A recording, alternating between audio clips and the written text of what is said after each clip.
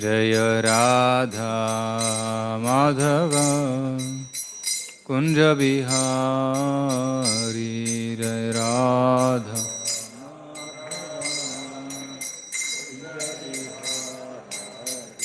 जय राधा माधव कुंज बिहारी राधा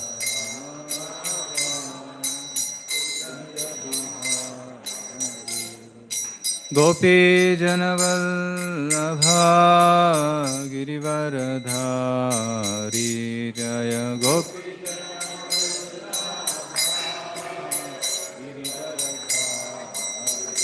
जय गोपी जनवल्लभा गिरिवरधारी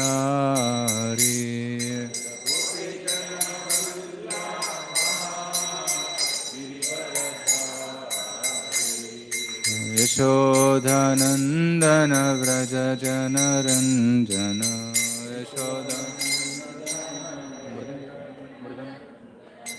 यशोदानन्दन व्रज जनरञ्जन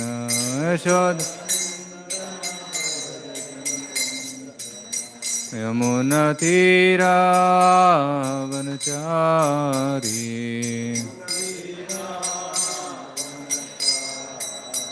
यमुनतीरावनचारी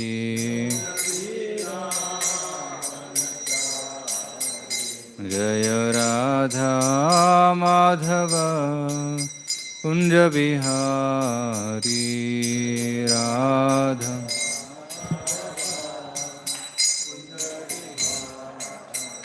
जय राधा माधव कुंज बिहारी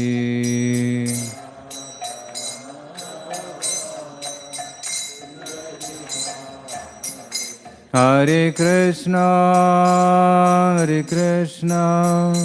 कृष्ण कृष्ण हरे हरे हरे राम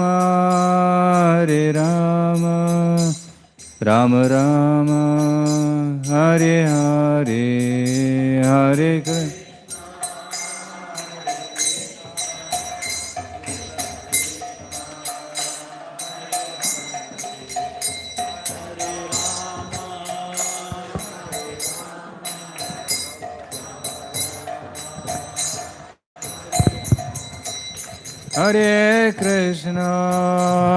हरे कृष्ण कृष्ण कृष्ण हरे हरे हरे राम राम राम हरे हरे हरे कृष्ण कृष्ण कृष्ण हरे हरे हरे राम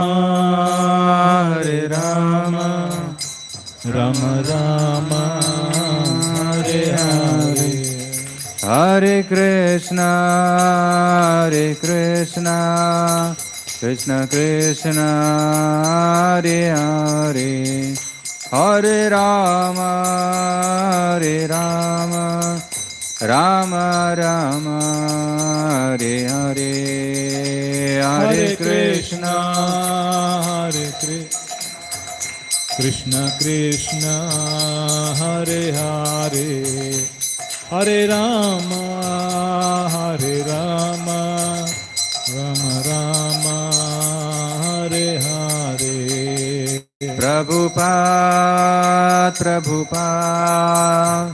प्रभुपाद जय शील प्रभुपाद जय प्रभुपाद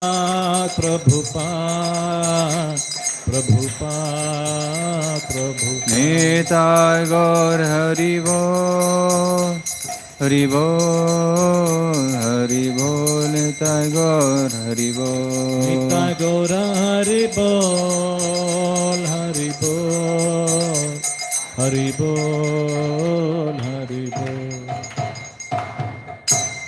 श्री हरिनाम संकीर्तन की जय श्रील प्रभुपाद की जय श्रीमद् भागवत महापुराण की जय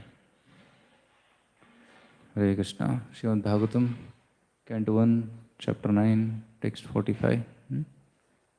So kindly repeat. Om Namo Bhagavate Vasudevaya. Om Namo Bhagavate Vasudevaya. Om Namo Bhagavate Vasudevaya. Om Namo Bhagavate Vasudevaya. Om Namo Bhagavate Vasudevaya. Om Namo Bhagavate Vasudevaya. Narayanam Namaskritya Narayanam Namaskritya Naram Chaiva Narottamam Naram Chaiva Narottamam Devim Saraswatim Vyasam Devim Saraswatim Vyasam Tato Jayamudiraye Tato Jayamudiraye Nashtaprayeshu Abhadreshu Nashtaprayeshu Abhadreshu Nityam Bhagavata Sevaya Nityam Bhagavata Sevaya Bhagavati Uttama Shloke Bhagavate Uttama Shloke Bhaktir Bhavati Naishtiki Bhaktir Bhavati Naishtiki Krishnaya Vasudevaya Krishnaya Vasudevaya Devaki Nandanaya Cha Devaki Nandanaya Cha Nanda Gopa Kumaraya Nanda Gopa Kumaraya Govindaya Namo Namaha Govindaya Namo Namaha Tatra Dundubhayo Nedur Tatra Dundubhayo Nedu Devamanavavaditaha Devamanavavaditaha Shashamshu Sadhavo Rajñam Shashamshu Sadhavo Ragnam Khatpetu Pushpavrishtayah Kapetuhu Puspavashayaha Tatra Dundubhayo Nedur Tatra Dundubhayo Nedu Devamanavavaditaha Devamanavavaditaha Shashamsu Sadhavo Rajñam Shashamsu Sadhavo Ragna Khatpetu Pushpavrishtayah Kapetu Puspavrishtayah Tatra Dundubhayo Nedur Tatra Dundubhayo Nedu Devamanavavaditaha Devamanavavaditaha Shashamsu Sadhavo Rajñam Shashamsu Sadhavo Ragna Khatpetu Pushpavrishtayah. Kapetu Puspavrishtayah Do this. Tatra Dundubhayo Nedur Devamanavavaditaha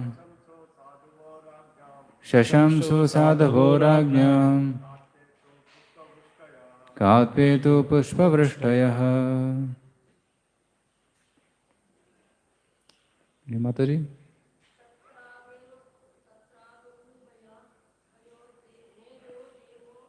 Tatra Dundubhayo Nedur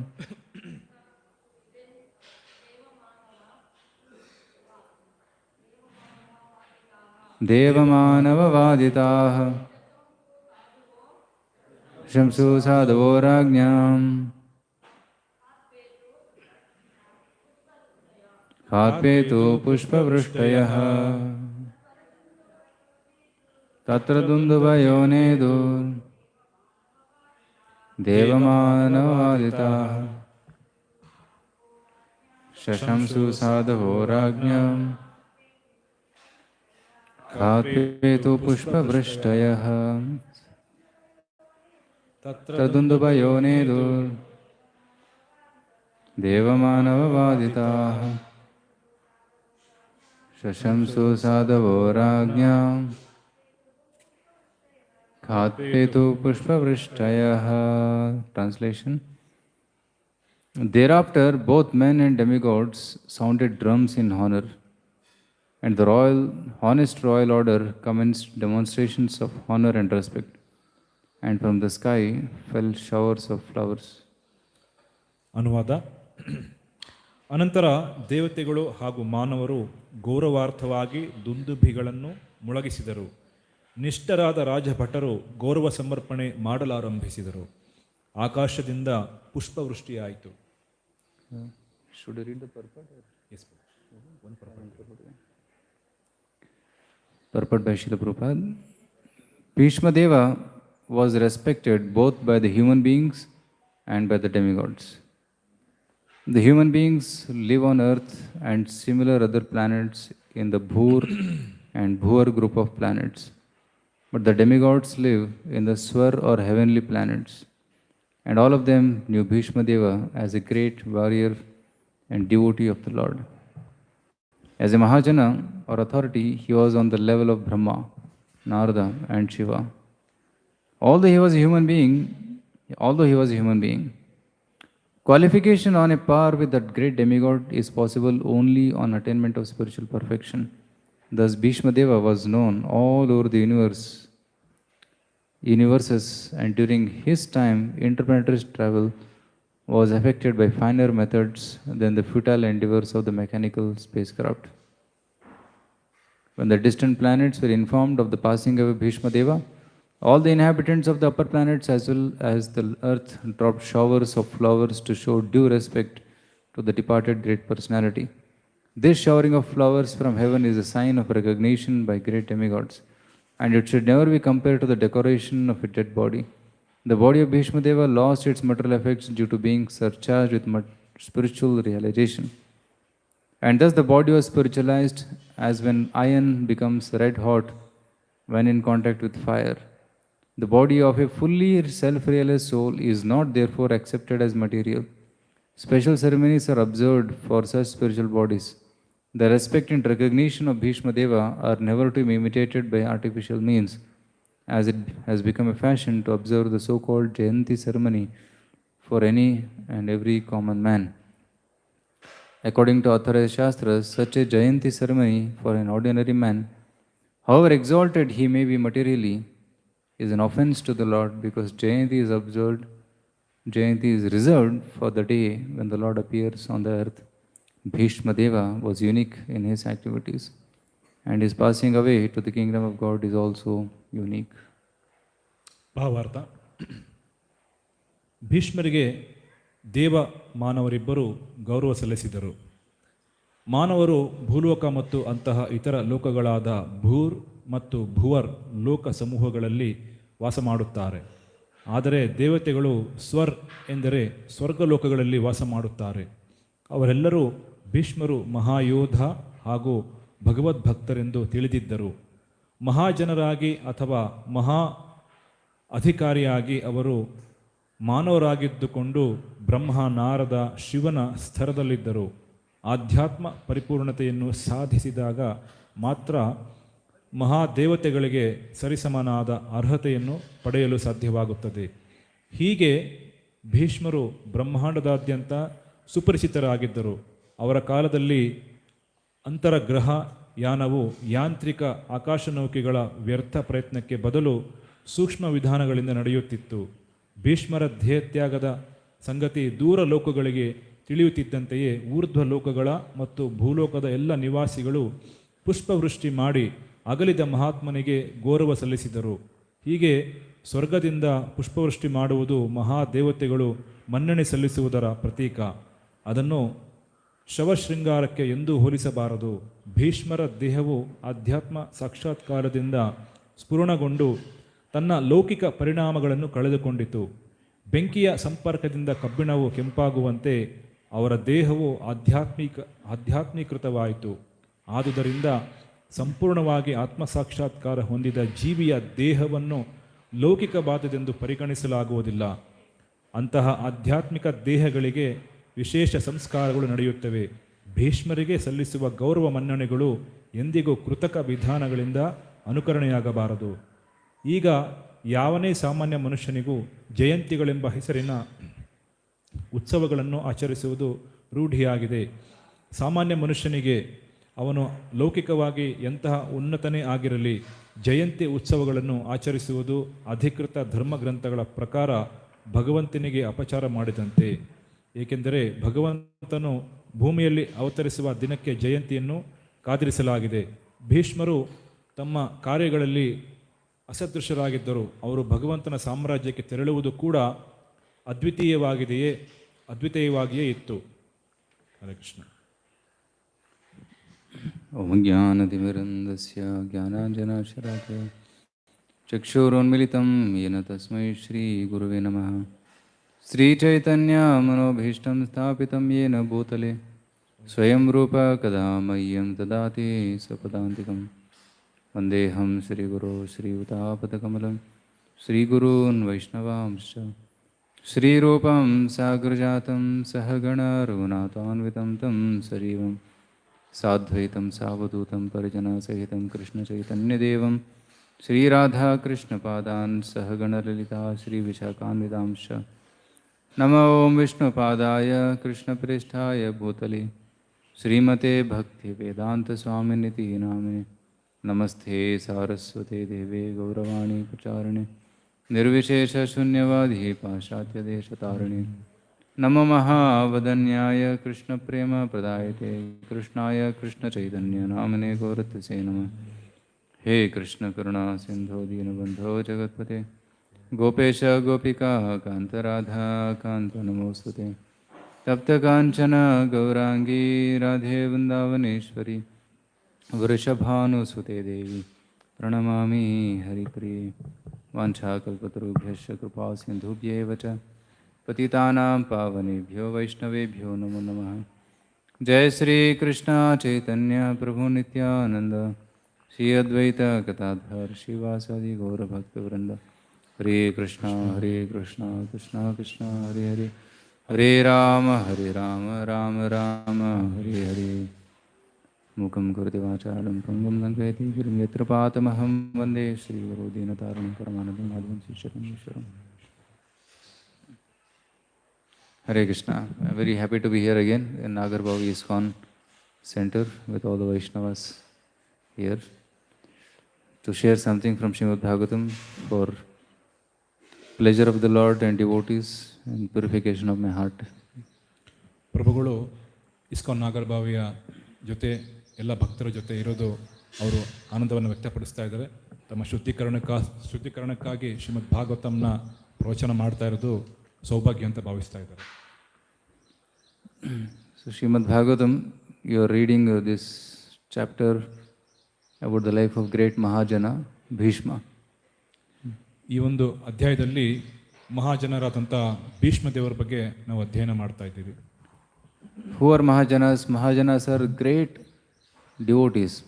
Jana means people, Mahajana means great people who are knowing the essence of dharma. Mahajan ಅಂದರೆ ಯಾರು? ಜನ ಅಂದರೆ ಸಾಮಾನ್ಯ ಜನ, ಆದರೆ ಮಹಾಜನ ಅಂದರೆ ಆಧ್ಯಾತ್ಮಿಕ ಧರ್ಮವನ್ನು ತಿಳಿದಂಥವರು, ಹಾಗಾಗಿ ಅವ್ರಿಗೆ ಮಹಾಜನ ಅಂತ ಕರೀತಾರೆ. In 6th canto Srimad Bhagavatam, Yamaraj says that dharma is not understood by everybody. Only selected 12 people understand dharma. 6ನೇ ಸ್ಕಂದದಲ್ಲಿ Yamaraja ಹೇಳ್ತಾರೆ, ಧರ್ಮವನ್ನು ಎಲ್ಲರೂ ತಿಳಿಯಲಿಕ್ಕೆ ಆಗೋದಿಲ್ಲ, ಕೇವಲ 12 ಮಹಾಜನರು ಯಾರಿದ್ದಾರೋ ಅವ್ರು ಮಾತ್ರ ಅದನ್ನು ಅರ್ಥ ಮಾಡ್ಕೋಬಹುದು. So those 12 Mahajanas are listed in that chapter. Swayambhu, Narada, Shambhu, Kaumaro, Kapilo, Manu, Prahlada, Janako, Bhishmo, Balir, Vayasaki, Vayam. So these 12 personalities are there who know dharma, and Bhishma is one of them. ಆ ಒಂದು ಸ್ಕಂದದಲ್ಲಿ 12 ಮಹಾಜನರ ಹೆಸರುಗಳನ್ನು ಹೇಳಿದ್ದಾರೆ.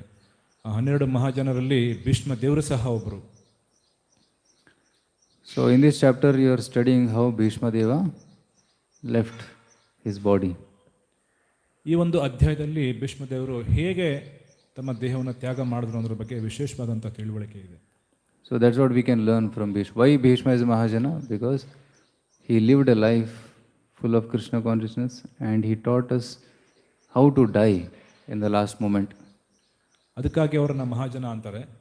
ಅವರು ಇಡೀ ಜೀವನ ಆದರ್ಶಪೂರ್ವಕವಾಗಿ ಅವರು ಜೀವನ ನಡೆಸಿದರು. ಅದೇ ರೀತಿ ತಮ್ಮ ದೇಹಾಂತ್ಯ ಸಹ ಬಹಳ ಆದರ್ಶಪೂರ್ವಕವಾಗಿ ಎಲ್ಲರಿಗೆ ಉದಾಹರಣೆಯಾಗಿ ತೋರಿಸೋ ಹಾಗೆ ಅವರು ದೇಹತ್ಯಾಗ ಮಾಡಿದ್ರು. Although he was misunderstood because of supporting the Kauravas in the battle of Kurukshetra, he was misunderstood because he failed to take any action during Draupadi's Vastraharana. But all that was the desire of the Lord. So Bhishma Deva understood this. That's why he did not try to change that situation. But at this last moment of his life, Krishna wanted to glorify. Because Bhishma was misunderstood throughout his life, Krishna wanted to clarify. So Krishna is personally coming here when Bhishma is leaving this world. ಬಹಳ ತಪ್ಪಾಗಿ ಅವ್ರನ್ನ ತಿಳುವಳಿಕೆ ಜನ ಪಟ್ಟಿದ್ರು ಕೂಡ ಕೆಲವು ಸಂದರ್ಭಗಳಲ್ಲಿ ನೋಡಿದಾಗ ಅವರು ಕೌರವರ ಪಕ್ಷ ವಹಿಸಿ ಯುದ್ಧವನ್ನು ಮಾಡಿದರು. ದ್ರೌಪದಿಯ ವಸ್ತ್ರಾಪಹರಣ ಆಗುವಾಗ ಸಹ ಅವರು ಅಸಹಾಯಕರಾಗಿ ಕುಳಿತಿದ್ರು. ಇದೆಲ್ಲ ಭಗವಂತನ ಪರಮ ಇಚ್ಛೆಗೆ ಅನುಗುಣವಾಗಿ ನಡೀತಾ ಇದೆ ಅಂತ ಅವ್ರಿಗೆ ಗೊತ್ತಿತ್ತು. ಎಲ್ಲರೂ ಅವ್ರನ್ನ ಸ್ವಲ್ಪ ಬೇರೆ ದೃಷ್ಟಿಯಿಂದ ನೋಡಿದ್ರು ಸಹ ಭಗವಂತ ಅವರ ಒಂದು ಭಕ್ತಿಪೂರ್ವಕವಾದಂಥ ಜೀವನಕ್ಕೋಸ್ಕರ ಅವರನ್ನು ಹೊಗಳ್ತಾ ಇದ್ದಾರೆ ಈ ಒಂದು ಸಂದರ್ಭದಲ್ಲಿ. So in such a glorious death, where Yudhishthira Maharaj asks many questions to Bhishma, Bhishma Deva replies, and that becomes a major part of Mahabharata. ಇದೇ ರೀತಿ ಸಂದರ್ಭದಲ್ಲಿ ಬಹಳಷ್ಟು ಪ್ರಶ್ನೋತ್ತರಗಳು ಸಹ ಆಯಿತು. ಯುಧಿಷ್ಠಿರ ಮಹಾರಾಜ ಪ್ರಶ್ನೆ ಮಾಡ್ತಾ ಇದ್ದಾರೆ ಭೀಷ್ಮದೇವರಿಗೆ. ಅವರು ಕೇಳಿದಂಥ ಪ್ರಶ್ನೆಗಳು, ಅವರು ಕೊಟ್ಟಂಥ ಉತ್ತರಗಳು ಮಹಾಭಾರತದಲ್ಲಿ ಒಂದು ಬಹಳ ಮುಖ್ಯವಾದಂಥ ಭಾಗ ಆಗಿದೆ. And the way Bhishma spoke shows his clarity of consciousness. ಭೀಷ್ಮದೇವರು ಕೊಟ್ಟಂಥ ಉತ್ತರ, ಅವರು ಆಡಿದಂಥ ಮಾತುಗಳು ಅವರ ಪ್ರಜ್ಞೆಯನ್ನು ಪ್ರತಿಬಿಂಬಿಸ್ತಾ ಇತ್ತು. If you get a small prick on the feet, a needle prick, our consciousness gets so disturbed, we cannot chant peacefully. But Bhishma Deva is full of arrows from top to bottom, but still he is speaking very clearly. ನಮಗೇನಾದರೂ ಕಾಲಿಗೆ ಒಂದು ಸಣ್ಣ ಮುಳ್ಳು ಚುಚ್ಚಿದ್ರೆ ನಮ್ಮ ಪ್ರಜ್ಞೆ ವಿಚಲಿತ ಆಗೋಗುತ್ತೆ. ಭೀಷ್ಮದೇವರ ಇಡೀ ದೇಹದಲ್ಲಿ ಸಂಪೂರ್ಣವಾಗಿ ಬಾಣಗಳು ಚುಚ್ಚಿಕೊಂಡಿದ್ರು ಸಹ ಅವರ ಪ್ರಜ್ಞೆಯಲ್ಲಿ ಯಾವುದೇ ರೀತಿಯಾದಂಥ ವಿಚಲಿತ ಆಗಲಿ ಬದಲಾವಣೆ ಆಗಲಿಲ್ಲ. ಅವರು ಸಂಪೂರ್ಣವಾಗಿ ಭಗವಂತನ ಭಕ್ತಿಯನ್ನು ಅವರು ತೋರಿಸ್ತಾ ಇದ್ರು. So he was fixed in Krishna consciousness. He was always thinking of Krishna, which we saw in the previous prayers. Tamima Mahamajam Sharira Bhajam. So the Krishna is the ultimate object of meditation. So he fixed his eyes on Krishna, and seeing Krishna, he left this body. ಇಷ್ಟೆಲ್ಲ ಇದ್ರೂ ಸಹ ಅವರು ಸಂಪೂರ್ಣವಾಗಿ ಭಗವಂತನ ಪಾದಪದ್ಮಗಳಲ್ಲಿ ಅವರ ಮನಸ್ಸನ್ನು ನೆಟ್ಟಿದ್ರು, ಅವರ ಪ್ರಜ್ಞೆಯನ್ನು ನೆಟ್ಟಿದ್ರು. ಭಗವಂತನನ್ನು ನೇರವಾಗಿ ದರ್ಶನ ಮಾಡ್ತಾ ಮಾಡ್ತಾ ಅವರು ತಮ್ಮ ದೇಹವನ್ನು ತ್ಯಾಗ ಮಾಡಿದರು. So death is painful, but here Bhishma's death was without any pain. It was full of love, and he quit this body. The soul of Bhishma quit this body and went back to Krishna Loka to unite with Krishna. But when a person dies, when a devotee dies, we miss his association on the physical platform, but on spiritual platform, he has gone back to Krishna Loka, but yet we can connect with him on the spiritual platform. Physical association is lost, but spiritual connection can be maintained. ಭೌತಿಕ ಜಗತ್ತಲ್ಲಿ ಸಾವು ಅನ್ನೋದು ಬಹಳ ಯಾತನಾ ಪೂರ್ವಕವಾದಂಥದ್ದು. ಆದರೆ ಇಲ್ಲಿ ಭೀಷ್ಮದೇವರ ಉದಾಹರಣೆನ ನೋಡಿದಾಗ ಅವರು ಬಹಳ ಪ್ರೇಮಪೂರ್ವಕವಾಗಿ ಕೃಷ್ಣನ ಪ್ರೇಮದಿಂದ ಅವರು ತಮ್ಮ ದೇಹವನ್ನು ತ್ಯಾಗ ಮಾಡ್ತಾ ಇದ್ದಾರೆ. ಭೌತಿಕ ಜಗತ್ತಲ್ಲಿ ಯಾರಾದರೂ ದೇಹ ತ್ಯಾಗ ಮಾಡಿದಾಗ, ಸತ್ತಾಗ ಅವ್ರನ್ನ ನಾವು ಅಗಲುತ್ತೀವಿ, ಅವರ ಸಂಘವನ್ನು ನಾವು ತಪ್ಪಿಸ್ಕೊಳ್ತೀವಿ. ಆದರೆ ಇಲ್ಲಿ ಆಧ್ಯಾತ್ಮಿಕ ಜಗತ್ತಲ್ಲಿ ಅಗಲಿದಂತಹ ಆ ಆತ್ಮ ಭಗವಂತನ ಧಾಮಕ್ಕೆ ನೇರವಾಗಿ ಹೋಗ್ತಾರೆ, ಭಗವಂತನ ಸಂಗಾತಿಯಾಗಿ ಇರ್ತಾರೆ. ಆ ಒಂದು ಸ್ತರದಲ್ಲಿ ಸಹ ನಾವು ಅವರನ್ನು ಯಾವುದೇ ರೀತಿಯಾದಂಥ ಸಂಪರ್ಕವನ್ನು ಕಡಿದುಕೊಳ್ಳೋದಿಲ್ಲ. ಜೊತೆಗೆ ಅವರನ್ನು ಅಲ್ಲಿಂದನೇ ನಾವು ಪೂಜಿಸೋದಕ್ಕೆ ಪ್ರಾರಂಭ ಮಾಡಬಹುದು, ನಮ್ಮ ಸಂಪರ್ಕವನ್ನು ಇನ್ನೂ ಮುಂದುವರಿಸಬಹುದು. So Prabhupada says in this purport that the body of a great acharya is spiritualized. It is holy. That's why we worship the body of a departed Vaishnava. ಪ್ರಭುಪಾದರು ಹೇಳ್ತಾರೆ, ಶುದ್ಧ ವೈಷ್ಣವರ ದೇಹ ಅದು ಸಂಪೂರ್ಣವಾಗಿ ಆಧ್ಯಾತ್ಮಿಕ ಆಗಿರುವಂಥದ್ದು. ಅದಕ್ಕೆ ಯಾವುದೇ ರೀತಿಯಾದಂಥ ಭೌತಿಕ ಸಂಸ್ಪರ್ಶ ಇಲ್ಲ. ಅದಕ್ಕಾಗಿ ಅವರು ದೇಹತ್ಯಾಗ ಮಾಡಿದ ನಂತರ ಸಹ ಅದನ್ನು ನಾವು ಗೌರವಪೂರ್ವಕವಾಗಿ ಪೂಜೆ ಮಾಡ್ತೀವಿ. Prabhupada says that when you put iron rod into fire, the iron rod becomes hot, it becomes red hot. And when you touch that red hot to some paper or cloth, it burns. It acts like fire. Similarly, because a devotee is practicing Krishna consciousness, is thinking about Krishna, his body also becomes spiritualized. ಪ್ರಭುಪಾದರು ಉದಾಹರಣೆ ಕೊಡ್ತಾ ಇದ್ದಾರೆ, ಒಂದು ಕಬ್ಬಿಣದ ಸರಳು ಅದು ಬೆಂಕಿಯ ಸಂಪರ್ಕಕ್ಕೆ ಬಂದಾಗ ಅದು ಕೂಡ ಚೆನ್ನಾಗಿ ಕಾದು ಕೆಂಪಗಾಗಿ ಬೆಂಕಿಯ ಎಲ್ಲ ಗುಣಗಳನ್ನು ಪಡ್ಕೊಳ್ಳುತ್ತೆ. ಅದನ್ನು ಬೇರೆ ಯಾವುದಕ್ಕಾಗಲೂ ಸಂಸ್ಪರ್ಶ ಮಾಡಿದಾಗ, ಒಂದು ಪೇಪರ್ಗಾಗಲಿ ಒಂದು ಪೆಟ್ಟೆಗಾಗಲಿ ಸ್ಪರ್ಶ ಮಾಡಿದಾಗ ಅದು ಕೂಡ ಸುಟ್ಟು ಹೋಗುತ್ತೆ. ಅದೇ ರೀತಿ ಕೃಷ್ಣನ ಸಂಪರ್ಕಕ್ಕೆ ಬಂದಂಥ ಜೀವ ಸಹ ಅವನು ತನ್ನ ಸಹಜವಾದಂಥ ಸ್ವರೂಪವನ್ನು ಪಡ್ಕೊಳ್ತಾನೆ.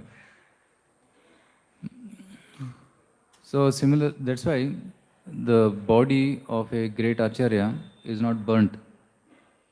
It is worshipped, and a samadhi is built, and the worship continues for generations. ಹಾಗಾಗಿ ಶ್ರೇಷ್ಠರಾದಂತಹ ಆಚಾರ್ಯರ ದೇಹವನ್ನು ಯಾರೂ ಸುಡೋದಿಲ್ಲ, ಅವರನ್ನು ಸಮಾಧಿಸ್ಥರಾಗಿ ಮಾಡಿ ಅದನ್ನು ಕಾಲವರೆಗೂ ಪೂಜೆಯನ್ನು ಮಾಡ್ತೀವಿ. So like Srila Prabhupada, when he departed, his body was made into samadhi, put into samadhi, and even now we worship the samadhi of Prabhupada in Vrindavan, Mayapur, right? ಶಿಲ ಪ್ರಭುಪಾದರು ದೇಹತ್ಯಾಗ ಮಾಡಿದ ನಂತರ ಅವರ ಶರೀರವನ್ನು, ದಿವ್ಯವಾದಂಥ ಶರೀರವನ್ನು ಸಮಾಧಿಯನ್ನು ಆಗಿ ಮಾಡಿ ಈಗಲೂ ಸಹ ನಾವು ವೃಂದಾವನದಲ್ಲಿ ಅದಕ್ಕೆ ವಿವಿಧವಾದಂಥ ಸೇವೆಗಳನ್ನು ಸಲ್ಲಿಸ್ತಾ ಇದ್ದೀವಿ. In Vrindavan there is a place where only samadhis are there. If you go to Radha Damodar temple, Radha Madan Mohan temple, so many acharya samadhis are there in one place. So generally we go to a crematorium, smashan, we go there, you take bath, and then you have to come back and take bath. But when you go to samadhi, you get purified. You don't have to take bath. ವೃಂದಾವನದಲ್ಲಿ ನಾವು ನೋಡ್ಬೋದು, ಬಹಳಷ್ಟು ಆಚಾರ್ಯರ ಒಂದು ಸಮಾಧಿಗಳನ್ನು ಅಲ್ಲಿ ನೋಡ್ತೀವಿ. Radha Madan Mohan temple ಆಗಿರ್ಬೋದು, ರಾಧಾ ಗೊಂಜಿ ಆಗಿರ್ಬೋದು, ಅಲ್ಲಿ ಬಹಳಷ್ಟು ಜನ ಆಚಾರ್ಯರ ಸಮಾಧಿಗಳನ್ನು ನೋಡ್ತೀವಿ. ಸಾಮಾನ್ಯವಾಗಿ ನಾವೇನಾದರೂ ಸ್ಮಶಾನಕ್ಕೆ ಹೋಗಿ ಏನನ್ನ ಸಮಾಧಿಯ ಸಂಸ್ಪರ್ಶಕ್ಕೆ ಬಂದಾಗ ತಕ್ಷಣ ಮನೆಗೆ ಬಂದು ಸ್ನಾನ ಮಾಡಬೇಕು. ಅದಕ್ಕೆ ವಿರುದ್ಧವಾಗಿ ಇಲ್ಲಿ ಆಚಾರ್ಯರ ಸಮಾಧಿಯನ್ನು ನಾವು ಹೋಗಿ ಸಂದರ್ಶನ ಮಾಡಿ ಅಲ್ಲಿ ಸೇವೆ ಮಾಡಿದಾಗ ನಾವು ಇನ್ನೂ ಶುದ್ಧರಾಗ್ತೀವಿ, ಪರಿಶುದ್ಧರಾಗ್ತೀವಿ.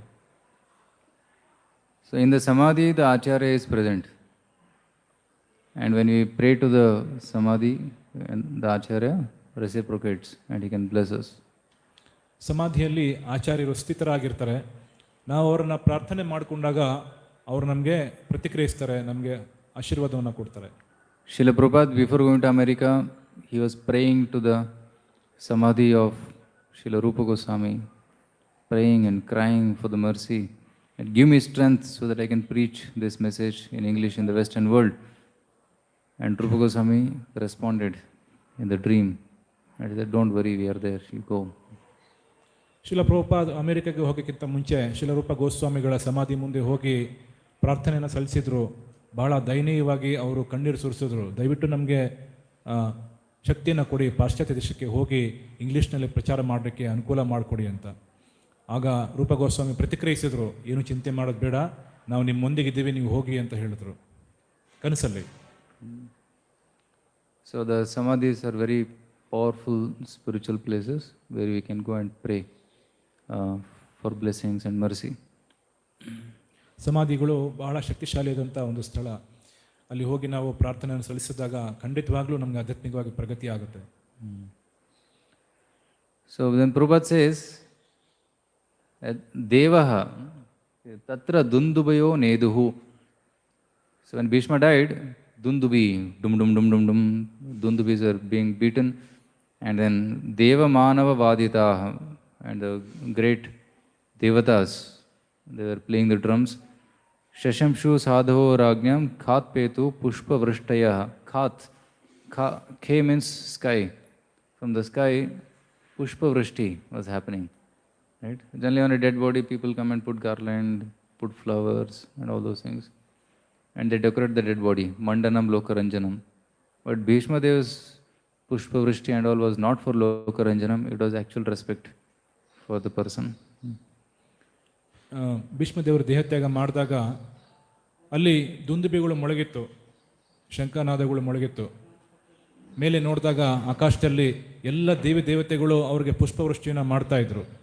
ಸಾಮಾನ್ಯವಾಗಿ ಯಾರಾದರೂ ದೇಹತ್ಯಾಗ ಮಾಡಿದಾಗ ನಾವು ನೋಡ್ತೀವಿ, ಜನಗಳು ಆ ಒಂದು ಪಾರ್ಥಿವ ಶರೀರಕ್ಕೆ ಅಲಂಕಾರವನ್ನು ಮಾಡ್ತಾರೆ. ಆದರೆ ಇಲ್ಲಿ ಪಾರ್ಥಿವ ಶರೀರಕ್ಕೆ ಅಲಂಕಾರ ಮಾಡೋದಲ್ಲ, ಈ ಅವರಿಗೆ ಗೌರವಪೂರ್ವಕವಾಗಿ ಒಂದು ಪ್ರಣಾಮಗಳನ್ನು ಸಲ್ಲಿಸ್ತಾ ಈ ಪುಷ್ಪವೃಷ್ಟಿಯನ್ನು ಎಲ್ಲ ದೇವತೆಗಳು ಮಾನವರೆಲ್ಲ ಮಾಡಿದ್ರು. Generally when a person dies, people decorate the body very nicely. Apranasaiva dehasya mandanam lokaranjanam. Apranasaiva, pranarahita deha, and they do decoration just so that they get satisfaction. While dying, he looked very nice. Just for lokaranjanam. But here Bhishma Dev is actually worshipped with full heart because he was a great Vaishnava. ಸಾಮಾನ್ಯವಾಗಿ ಜನ ಸತ್ತಾಗ ಅವರ ದೇಹಕ್ಕೆ ಪಾರ್ಥಿವ ಶರೀರಕ್ಕೆ ಲೋಕದ ರಂಜನೆಗೋಸ್ಕರ ಅಪ್ರಾಣಸ್ಯ ದೇಹಸ್ಯ ಮಂಡನಂ ಲೋಕರಂಜನಂ, ಜನ ನೋಡಲಿ ಮೆಚ್ಚಿಕೊಳ್ಳಿ ಅಂತ ಹೇಳಿ ಅವ್ರಿಗೆ ಅಲಂಕಾರವನ್ನು ಮಾಡ್ತಾರೆ. ಆದರೆ ಇಲ್ಲಿ ಆ ಥರ ಇಲ್ಲ. ಭೀಷ್ಮದೇವರನ್ನು ಅವರ ಒಂದು ಮಹತ್ವಕ್ಕೆ ಮೆಚ್ಚಿ ಜನ ಏನು ಮಾಡ್ತಾಯಿದ್ರು, ಗೌರವಪೂರ್ವಕವಾಗಿ ದೇವತೆಗಳು ಮನುಷ್ಯರು ಅವರನ್ನು ಅಷ್ಟು ರೀತಿಯಾಗಿ ಪುಷ್ಪವೃಷ್ಟಿ ಮಾಡಿದ್ರು. So Prabhupada also says that this Jayanti ceremony should be celebrated only for such great acharyas, not for any common man. ಶಿಲ Prabhupada ಹೇಳ್ತಾರೆ, ಈ ಜಯಂತಿಗಳು ಏನು ನಾವು ನೋಡ್ತಾ ಇದ್ದೀವಲ್ಲ ಇವತ್ತು ಹೊರಗಡೆ, ಅದು ತಪ್ಪು, ಅದು ಸಾಮಾನ್ಯ ಜನಕ್ಕೆ ಮಾಡುವಂಥದ್ದಲ್ಲ, ಆಚಾರ್ಯರಿಗೆ, ಇಂತಹ ಆಚಾರ್ಯರಿಗೆ ಮಾಡಬೇಕು. Right? Like Chaitanya Mahaprabhu's Jayanti or Madhvacharya, Ramanujacharya, great acharyas, for them we can do Jayanti, but not for politicians, social workers, so not for such people. ನಾವು ನೋಡ್ಬೋದು ಆಚಾರ್ಯರ ಜಯಂತಿಗಳನ್ನು ನಾವು ಸಹ ಆಚರಿಸಿದ್ದೀವಿ. ಕೆಲವು ಸರಿ ಮಧ್ವಾಚಾರ್ಯರ ಜಯಂತಿ ಆಗಿರ್ಬೋದು, ಪ್ರಭುಪಾದರ ಜಯಂತಿ ಆಗಿರ್ಬೋದು, ಅಥವಾ ಚೈತನ್ಯ ಮಹಾಪ್ರಭುಗಳ ಜಯಂತಿ ಆಗಿರ್ಬೋದು. ಈ ರೀತಿಯಾಗಿ ಜಯಂತಿ ಆಚರಣೆ ಮಾಡೋದ್ರಿಂದ ಒಬ್ಬ ಪರಿಶುದ್ಧ ಆಗ್ತಾರೆ. ಆದರೆ ಸಾಮಾನ್ಯವಾಗಿ ಏನು ಹೊರಗಡೆ ನಾವು ನೋಡ್ತೀವಿ, ಸಾಮಾನ್ಯ ಜನಗಳಿಗೆ ಅವ್ರು ಭೌತಿಕವಾಗಿ ಎಷ್ಟೇ ಸಾಧನೆ ಮಾಡಿರಲಿ ಅವ್ರಿಗೆ ಜಯಂತಿಯನ್ನು ಆಚರಣೆ ಮಾಡೋದನ್ನು ನಿಷಿದ್ಧ ಅಂತ ಹೇಳಿದ್ದಾರೆ. So will find in India so many Jayantis come, this Jayanti, that Jayanti, but that is not, it is an insult for the word Jayanti. ನಾವು ನೋಡ್ಬೋದು ಹೊರಗಡೆ ಸಾಕಷ್ಟು ಜನಕ್ಕೆ ಜಯಂತಿಗಳನ್ನು ಮಾಡ್ತಾರೆ, ಸಾಮಾನ್ಯವಾದಂಥ ವ್ಯಕ್ತಿಗಳಿಗೆ ದೊಡ್ಡ ದೊಡ್ಡ ಬ್ಯಾನರ್ ಹಾಕಿರ್ತಾರೆ. ಆದರೆ ಇದು ಭಗವಂತನ ಪ್ರತಿಯಾಗಿ ಮಾಡುವಂಥ ಅಪರಾಧ ಅಂತ ಶ್ರೀಲ ಪ್ರಭುಪಾದ ಇಲ್ಲಿ ಹೇಳ್ತಾ ಇದ್ದಾರೆ.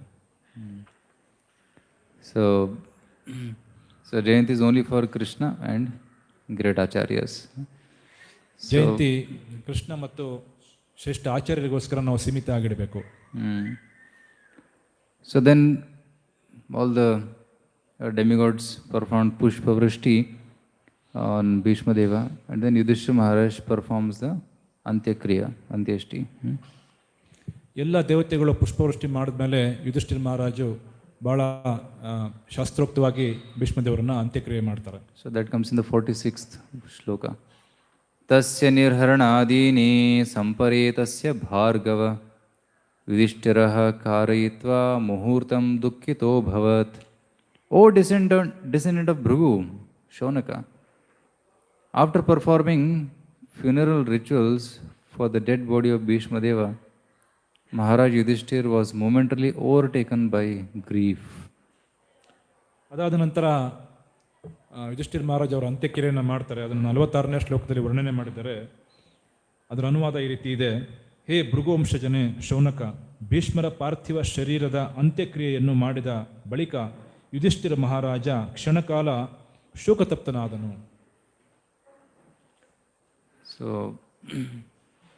Nirharanadini means funeral ceremony, Antyakriya, he performed. So why did Yudhishthira Maharaj perform? Prabhupada says because he was the eldest among the grandsons of Bhishma Dev. ಇಲ್ಲಿ ನಿರ್ಹರಣಾದೀನಿ ಅಂದರೆ ಅಂತ್ಯಕ್ರಿಯೆ ಅಂತ ಅರ್ಥ ಮಾಡ್ಕೋಬೇಕು. ಯಾಕೆ ಯುಧಿಷ್ಠಿರ ಮಹಾರಾಜು ಅಂತ್ಯಕ್ರಿಯೆ ಮಾಡಿದ್ರು? ಅವರ ವಂಶಜರಲ್ಲಿ ನೋಡಿದಾಗ ಯುಧಿಷ್ಠಿರ ಮಹಾರಾಜ್ ಎಲ್ಲರಿಗಿಂತ ಹಿರಿಯರಾಗಿದ್ದರು. And Bhishma Dev, as you know, he was a brahmachari. He had no children. So generally the son performs the funeral rites, but here he had no son. So his great-grandson performed the funeral rites. ಭೀಷ್ಮದೇವರು ಬ್ರಹ್ಮಚಾರಿಯಾಗಿದ್ದರು, ಅಜನ್ಮ ಬ್ರಹ್ಮಚಾರಿಯಾಗಿದ್ದರು, ಅವರಿಗೆ ಮಕ್ಕಳಿರಲಿಲ್ಲ. ಆ ರೀತಿಯಾಗಿ ಅವರ ವಂಶದಲ್ಲಿ ಅತ್ಯಂತ ಹಿರಿಯರಾದಂತಹ ಯುಧಿಷ್ಠಿರ ಮಹಾರಾಜ್ ಅವರ ಅಂತ್ಯಕ್ರಿಯೆಯನ್ನು ನೆರವೇರಿಸಿದರು. So, Prabhupada says here in this purport that Bhishma had taken the vow of brahmacharya, and other sons of Shantanu, Chitrangada, Vichitravirya, they died without any children. And then a time came when there was nobody to continue the dynasty, Kula. So at that time, Bhishma Deva refuses that I will not get married, because although Satyavati said you should get married, he said no, I will not get married. So then Vyasadeva begot children, Pandu and Dhritarashtra. But Pandu died when the children were young. Pandavas were young, at that time only Pandu died. So practically Pandavas were nurtured by Bhishma Deva. So that is one point Prabhupada is telling. Bhishma Deva nurtured Pandavas from childhood. Shantanu ಮಹಾರಾಜ ಇತಿಹಾಸದಲ್ಲಿ ನಾವು ನೋಡಿದಾಗ ಅವ್ರಿಗೆ ಇಬ್ಬರು ಮಕ್ಕಳು ಆಗ್ತಾರೆ. ಆ ಇಬ್ಬರು ಮಕ್ಕಳು ಚಿತ್ರಾಂಗದ ಮತ್ತು ವಿಚಿತ್ರವೀರ್ಯ ಅಂತ. ಅವರು ಸಹ ಬಹಳ ಚಿಕ್ಕ ವಯಸ್ಸಲ್ಲಿ ಅವರು ದೇಹತ್ಯಾಗ ಮಾಡ್ತಾರೆ. ಅದಾದ ನಂತರ ವ್ಯಾಸದೇವರಿಂದ ಮತ್ತೆ ಸಂತಾನವನ್ನು ಮುಂದುವರಿಸಿ ಅಲ್ಲಿಂದ ಪಾಂಡು ಮಹಾರಾಜನನ್ನು ಅವರು ಪಡಿತಾರೆ. ಪಾಂಡು ಮಹಾರಾಜ ಯುಧಿಷ್ಠಿರ ಮುಂತಾದ ಇವರಿಗೆಲ್ಲ ಅವರು ಜನ್ಮವನ್ನು ನೀಡ್ತಾರೆ. ಅದಾದ ನಂತರ ಇವ್ರನ್ನೆಲ್ಲ ಪೋಷಣೆ ಮಾಡೋದು ಯಾರು? ತಂದೆ ಇಲ್ಲ. ಹಾಗಾಗಿ ಭೀಷ್ಮ ದೇವರು ಅವರ ಪೋಷಣೆಯ ಹೊಣೆಯನ್ನು ಅವರು ಹೊರ್ತಾರೆ. Dhritarashtra was there, he was the uncle. But Dhritarashtra had bad intentions. He favored his sons and he wanted to kill Pandavas. So Bhishma only protected Pandavas. Dhritarashtra ಇದ್ದರು, ಅವರು ಚಿಕ್ಕಪ್ಪ ಆಗಿದ್ರು. ಆದರೂ ಸಹ ಅವ್ರ ಮನಸ್ಸಲ್ಲಿ ಏನಿತ್ತು? ಪಾಂಡವರನ್ನ ಹೇಗಾದರೂ ಮಾಡಿ ನಾಶ ಮಾಡಬೇಕು, ತನ್ನ ಮಗನನ್ನು ಸ್ಥಾಪನೆ ಮಾಡಬೇಕು ಅನ್ನೋದಿತ್ತು ಸಿಂಹಾಸನದ ಮೇಲೆ. ಆದರೆ ಇಂಥ ಸಂದರ್ಭದಲ್ಲಿ ಭೀಷ್ಮ ದೇವರು ಪಾಂಡವರಿಗೆ ಸದಾಕಾಲ ರಕ್ಷಣೆಯನ್ನು ನೀಡಿ ಅವರನ್ನು ಕಾಪಾಡಿದ್ರು. And now Bhishma Dev, his dream of Bhishma Dev was to make Yudhishthira as the king. So that's why Bhishma Dev, he lived so long. He literally lived hundreds of years. Why? Just to see Yudhishthira empowered as the king. And now Yudhishthira has become the king. So that's why he felt it's time to leave. ಭೀಷ್ಮದೇವರು ಬಹಳಷ್ಟು ವರ್ಷಗಳು ಬದುಕಿದರು. ಅವರ ಇಚ್ಛೆ ಒಂದೇ ಆಗಿತ್ತು, ಹೇಗಾದರೂ ಮಾಡಿ ಧರ್ಮಪಾರಾಯಣದಂಥ ಧೃತರಾಷ್ಟ್ರನ ಯುಧಿಷ್ಠಿರ ಮಹಾರಾಜರನ್ನು ಅವರು ಪಟ್ಟಾಭಿಷಿಕ್ತರಾಗಿ ಮಾಡಿ ಅವರು ದೇಹತ್ಯಾಗ ಮಾಡಬೇಕು ಅನ್ನೋದು ಅವ್ರ ಇಚ್ಛೆ ಇತ್ತು. ಈಗ ಕಾಲ ಬಂತು, ಹಾಗಾಗಿ ಅವರು ಬಹಳ ನಿರಾಳವಾಗಿ ದೇಹತ್ಯಾಗ ಮಾಡಿದ್ರು.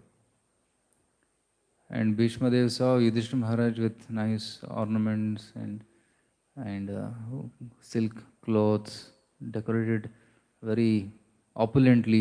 Krishna had told all of you Pandavas should decorate very opulently and come. So this will make Bhishma happy.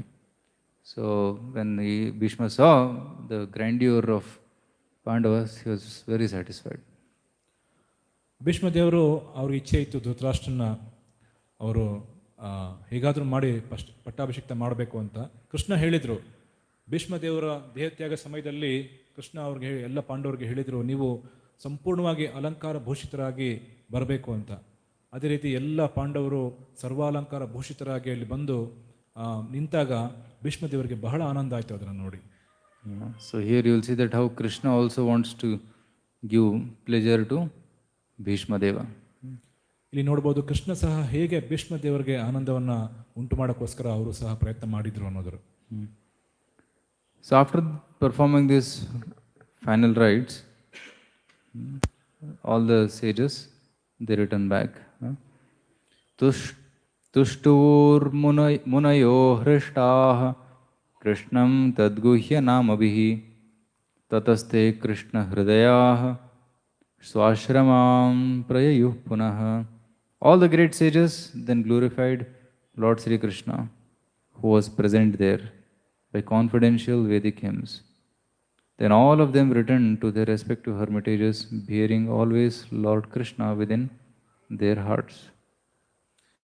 ಮುಂದಿನ ಶ್ಲೋಕದಲ್ಲಿ ಹೇಳ್ತಾ ಇದ್ದಾರೆ, ಆಗ ಎಲ್ಲ ಮಹಾಮುನಿಗಳು ಅಲ್ಲಿದ್ದ ಭಗವಾನ್ ಶ್ರೀಕೃಷ್ಣನನ್ನು ರಹಸ್ಯವಾದ ವೇದ ಸೂಕ್ತಗಳಿಂದ ಸ್ತುತಿಸಿದರು. ಅನಂತರ ಭಗವಾನ್ ಕೃಷ್ಣನನ್ನು ತಮ್ಮ ಹೃದಯಗಳಲ್ಲಿ ಸದಾ ಧಾರಣೆ ಮಾಡಿ ತಮ್ಮ ತಮ್ಮ ಆಶ್ರಯಗಳಿಗೆ ಹಿಂತಿರುಗಿದರು. So Krishnam tad guhya means putting Krishna in their hearts. Krishna hridayaha. Krishnanana hridayadalli ತಗೊಂಡು they took Krishna in the heart and they went. So this is the nature of a devotee. Sadhunam hridayam mahyam sadhunam hridayam tuham madanyatena janati naham tebhya managapi. Here Krishna says, Lord Vishnu says to Durvasa, in my heart sadhus stay and in sadhu's heart I stay. ಇಲ್ಲಿ ಎಲ್ಲ ಋಷಿಮುನಿಗಳು ತಮ್ಮ ಹೃದಯಗಳಲ್ಲಿ ಭಗವಂತನನ್ನು ಕಣ್ಣಿಂದ ನೋಡಿದ್ರು, ಹೃದಯದಲ್ಲಿ ಧಾರಣ ಮಾಡಿಕೊಂಡು ತಮ್ಮ ತಮ್ಮ ಆಶ್ರಮಗಳಿಗೆ ಹೊರಟೋದ್ರು. ವಿಷ್ಣು ಸಹ ಹೇಳ್ತಾರೆ ಪುರಾಣದಲ್ಲಿ, ಭಕ್ತರ ಸಾಧುಗಳ ಹೃದಯದಲ್ಲಿ ನಾನು ಇರ್ತೀನಿ, ಮತ್ತೆ ನನ್ನ ಹೃದಯದಲ್ಲಿ ಸಾಧುಗಳು ಸದಾಕಾಲ ನೆಲೆಸಿದ್ದಾರೆ ಅಂತ ಹೇಳ್ತಾರೆ. ಮದನ್ಯತ್ಯೇನ ಜಾನತಿ ನಾಹಂ ತೇಭ್ಯ ಮನಾಗಪಿ. I don't know anybody except my devotees and devotees don't know anybody except me. Krishna ಹೇಳ್ತಾರೆ, ನಾನು ಭಕ್ತರನ್ನು ಅಲ್ಲದೆ ಬೇರೇನು ನನಗೆ ಗೊತ್ತಿಲ್ಲ, ಅದೇ ರೀತಿ ನನ್ನನ್ನು ಹೊರತುಪಡಿಸಿ ಭಕ್ತರು ಯಾವುದನ್ನು ಬಯಸೋದಿಲ್ಲ ಅಂತ ಸಹ ಹೇಳ್ತಾರೆ. So this is the relationship between devotee and Krishna. ಇದು ಭಗವಂತನ ಭಕ್ತರ ಮತ್ತು ಭಗವಂತನ ಒಂದು ಸಂಬಂಧ. Right. So when Hanuman opened his heart, what did he see? Lord Ram. Hanumantha ದೇವರು ತಮ್ಮ ಇದನ್ನ ಸೀಳಿದಾಗ ಅಲ್ಲಿ ಯಾರಿದ್ರು? ಭಗವಾನ್ Ramachandra. And when you open Lord's heart, what you will see? Devotees. ಅದೇ ರೀತಿ ಭಗವಂತನ ಹೃದಯವನ್ನು ಸೀಳಿದಾಗ ನಮಗೆ ಯಾರು ಕಾಣಿಸ್ತಾರೆ? ಭಕ್ತರು ಕಾಣಿಸ್ತಾರೆ. So because devotees are very dear to Lord Krishna. So once Hanuman, he came to know that Lord Ram has a diary, and in the diary he has written all the names of his devotees. So Hanuman secretly went and saw the diary, and he saw this big book with so many devotees' names, and he saw, "Arey, my name is not there." He was surprised. ಒಂದ್ಸರಿ ಹನುಮಂತ ದೇವ್ರಿಗೆ ಗೊತ್ತಾಗುತ್ತೆ, ರಾಮಚಂದ್ರ ಎಲ್ಲ ಭಕ್ತರ ಹೆಸರನ್ನ ಒಂದು ಪುಸ್ತಕದಲ್ಲಿ ಬರೆದಿಟ್ಕೊಂಡಿದ್ದಾರೆ, ಎಲ್ಲ ಭಕ್ತರು ಮಹಾಭಕ್ತರ ಹೆಸರುಗಳೆಲ್ಲ ಅದರಲ್ಲಿ ಇದೆ ಅಂತ ಗೊತ್ತಾಯಿತು. ಹನುಮಂತ ದೇವರು ಏನು ಮಾಡಿದ್ರು, ರಹಸ್ಯವಾಗಿ ಹೋಗಿ ಆ ಪುಸ್ತಕವನ್ನು ತಿರುದು ನೋಡಿದ್ರು. ಬಹಳಷ್ಟು ಜನ ಭಕ್ತರದ್ದು ಎಲ್ಲ ಹೆಸರುಗಳಿದ್ದಾವೆ, ಆದರೆ ಎಲ್ಲೂ ಹುಡುಕಿದ್ರು ಅವರ ಹೆಸರು ಸಿಗ್ತಾ ಇಲ್ಲ. ಅರೇ, ನನ್ನ ಹೆಸರು ಇಲ್ವಲ್ಲ ಅಂತ ಅವ್ರಿಗೆ ಆಶ್ಚರ್ಯ ಆಯಿತು. So then he goes to Lord Ram and says, "Lord, my name is not there." And Lord Ram says, "Oh, there is another diary, secret diary, which nobody knows." ಆಗ ಆ ಪುಸ್ತಕವನ್ನು ತಗೊಂಡು ಹೋಗಿ ಭಗವಾನ್ ರಾಮಚಂದ್ರನ ಹತ್ರ ಕೇಳ್ತಾರೆ ಹನುಮಂತ ದೇವರು, ಇದ್ರಲ್ಲಿ ನನ್ನ ಹೆಸರೇ ಇಲ್ಲ. ಆಗ ರಾಮಚಂದ್ರ ಹೇಳ್ತಾರೆ, ಅದು ಇನ್ನೊಂದು ಗುಪ್ತವಾದಂತಹ ಬಹಳ ಮುಖ್ಯವಾದಂತಹ ಪುಸ್ತಕದಲ್ಲಿ ನಾನು ಬರೆದಿಟ್ಕೊಂಡಿದ್ದೀನಿ ಅಂತ. So that was small diary. And he gives the diary and first name was Hanuman. ಅದು ಭಾಳ ಚಿಕ್ಕದಾಗಿತ್ತು ಆ ಪುಸ್ತಕ. ಆ ಪುಸ್ತಕದಲ್ಲಿ ತೆರೆದ ತಕ್ಷಣ ಹನುಮಂತ ದೇವರ ಹೆಸರಿತ್ತು. So then Hanuman asks, "What is the difference between this and this?" Then Lord Ram says, "The big diary is a list of names of devotees who meditate on me. And the small book is a list of names on whom I meditate." Hanumantha ದೇವರು ಕೇಳ್ತಾರೆ, ಎರಡು ಪುಸ್ತಕಗಳಲ್ಲಿ ಏನು ವ್ಯತ್ಯಾಸ ಇದೆ? ಅವ್ರು ಹೇಳ್ತಾರೆ, ರಾಮಚಂದ್ರ, ಈ ದೊಡ್ಡ ಪುಸ್ತಕದಲ್ಲಿ ಏನು ಹೆಸರುಗಳಿದೆ ಅವರೆಲ್ಲ ಭಕ್ತರು ನನ್ನನ್ನು ಸದಾಕಾಲ ಧ್ಯಾನ ಮಾಡ್ತಾರೆ, ಆದರೆ ಈ ಸಣ್ಣ ಪುಸ್ತಕದಲ್ಲಿ ಏನು ಹೆಸರುಗಳಿದೆಯೋ ಆ ಭಕ್ತರ ಧ್ಯಾನವನ್ನು ನಾನು ಸದಾ ಮಾಡ್ತೀನಿ ಅಂತಾರೆ. So Lord also meditates on his devotees. Just like mother meditates on child, similarly Lord also meditates on his devotees to give protection to them. ಭಗವಂತ ಭಕ್ತರ ಧ್ಯಾನವನ್ನು ಸದಾಕಾಲ ಮಾಡ್ತಾರೆ. ಹೇಗೆ ತಾಯಿ ಮಕ್ಕಳ ಧ್ಯಾನವನ್ನು ಮಾಡ್ತಾರೋ ಅದೇ ರೀತಿ ಭಗವಂತ ಸಹ ಭಕ್ತರ ಧ್ಯಾನವನ್ನು ಮಾಡ್ತಾರೆ, ಅವ್ರಿಗೆ ರಕ್ಷಣೆಯನ್ನು ಕೊಡ್ಲಿಕ್ಕೋಸ್ಕರ. We chant Hare Krishna, we chant Lord's name, but Krishna chants devotee's name. If you go to Hampi, there is one place called Malyavanta Raghunath Temple, where Rama is sitting in japa posture. There is japamani in his hand. What is chanting? Sita, Sita, Sita, Sita, Sita, Sita. ಭಗವಂತನ ಭಕ್ತರು, ಭಗವಂತ ಯಾವಾಗಲೂ ಭಕ್ತರನ್ನ ಧ್ಯಾನ ಮಾಡ್ತಾರೆ. ನಾವು ನೋಡ್ಬೋದು, ಇಲ್ಲಿ ಹಂಪಿಗೆ ಹೋದರೆ ಅಲ್ಲಿ ರಾಮಚಂದ್ರನ ಒಂದು ದೇವಸ್ಥಾನ ಇದೆ. ಅಲ್ಲಿ ರಾಮಚಂದ್ರ ದೇವರು, ವಿಚ್ ನೇಮ್ ಪ್ರಭು? ಮಾಲ್ಯವಂತ ರಘುನಾಥ್. ಮಾಲ್ಯ ರಘುನಾಥ ಅಂತ ದೇವಸ್ಥಾನ ಇದೆ. ಅಲ್ಲಿ ರಾಮಚಂದ್ರ ಅವರು ಮಾಲೆಯನ್ನು ಹಿಡ್ಕೊಂಡು ಕೂತಿದ್ದಾರೆ. ಅವರು ಸೀತಾ ಸೀತಾ ಸೀತಾ ಅಂತ ಸೀತಾ ದೇವಿಯ ಹೆಸರನ್ನು ಜಪಿಸ್ತಾರೆ. So, and in Vrindavan, Krishna, when he is in the forest, he wants to call all the cows. So he has a counter in his hand, counting the cows and chanting their names. Dhavali, Shamali, Nandini, like that, calls the names of all the cows. ವೃಂದಾವನಕ್ಕೆ ಹೋದಾಗ ಅಲ್ಲಿ ನಾವು ನೋಡ್ಬೋದು, ಕೃಷ್ಣ ಗೋಪ ಬಾಲಕಾಗಿ ಅವರು ಎಲ್ಲ ಹಸುಗಳ ಗೋವುಗಳ ಅವರು ಧ್ಯಾನ ಮಾಡ್ತಾಯಿದ್ರು. ಅವ್ರ ಹೆಸರುಗಳನ್ನು ಮಣೆಯಲ್ಲಿ ಇಟ್ಕೊಂಡು ಅವರು ಜಪಿಸ್ತಾ ಇದ್ರು. ಸುರಭಿ, ನಂದಿನಿ ಈ ರೀತಿ ಎಲ್ಲ ಹಸುಗಳನ್ನು ಅವರು ಜಪಿಸ್ತಾ ಇದ್ರು. So he calls in Ter Kadamba, he calls Nandini, Dhavali, Shamali, and then all the cows come. And while coming, he is counting. Okay, how many have come? Okay, all 9 lakh have come. Okay, then we'll go home. ಅವರು ಅಲ್ಲಿ ತೇರ್ ಕದಂಬ ಅಂತ ಅಲ್ಲಿ ಹಸುಗಳನ್ನು ಕರ್ಕೊಂಡು ಹೋಗ್ತಾ ಇದ್ರು. ಅಲ್ಲಿ ಅವರೆಲ್ಲ ದಿನ ಎಲ್ಲ ಮುಗಿದ ಮೇಲೆ ಅವ್ರು ಕರಿತಾ ಇದ್ರು, ನಂದಿನಿ, ಧವಳಿ ಈ ಥರ ಎಲ್ಲ ಹಸುಗಳನ್ನ ಕರಿತಾ ಇದ್ರು. ಈ ರೀತಿ 9 ಲಕ್ಷ ಹಸುಗಳೆಲ್ಲ ಬಂತ. ಅದಾದ್ಮೇಲೆ ಅವರೆಲ್ಲ ಕರ್ಕೊಂಡು ಮನೆಗೆ ಹೋಗ್ತಾ ಇದ್ರು.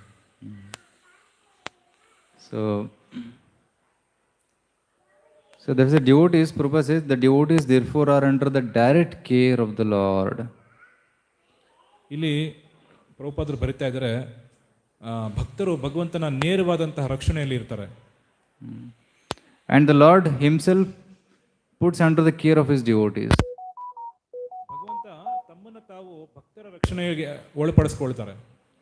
So there is a mutual relationship between Krishna and his devotee. ಇದು ಪರಸ್ಪರ ಭಕ್ತರ ಮತ್ತು ಭಗವಂತನ ಒಂದು ಸಂಬಂಧ. So here all the sages headed by Vyasadeva, they chanted the Vedic hymns after the funeral ceremony just to please the Lord who was personally present there. Because it is a good opportunity for sages. Lord is personally present. Like Lord is here, we chant Kirtan for him. For what?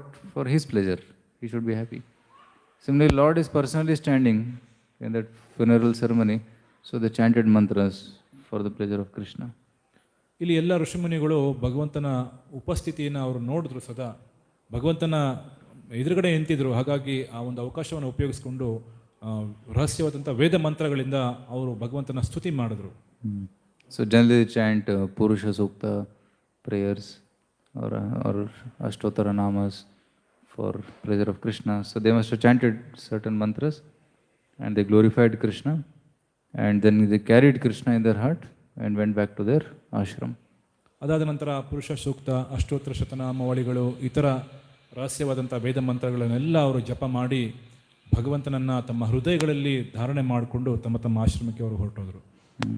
So we also, when we come to temple, we see Krishna, which is chant and dance for pleasure of Krishna.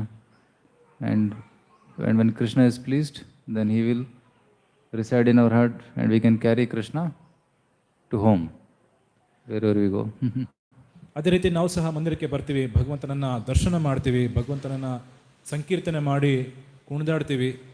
ಅದಾದ ನಂತರ ಭಗವಂತನ ಆ ಸುಂದರವಾದಂಥ ರೂಪವನ್ನು ನಮ್ಮ ಹೃದಯಗಳಲ್ಲಿ ಧಾರಣೆ ಮಾಡ್ತಾ ನಾವೆಲ್ಲೆಲ್ಲಿ ಹೋಗ್ತೀವಿ ಅಲ್ಲಿ ತೊಗೊಂಡು ಹೋಗ್ತೀವಿ.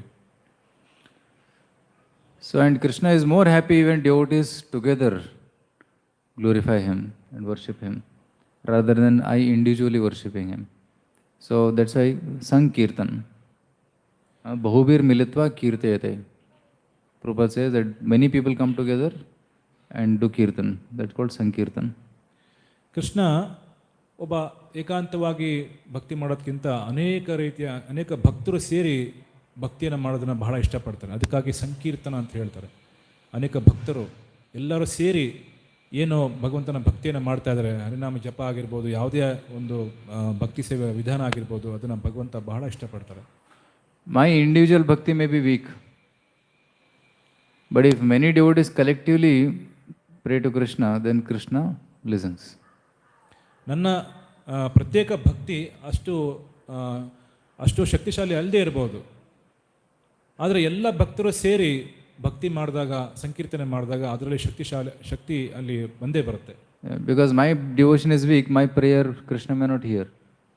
But if other devotee prays, then Krishna may hear.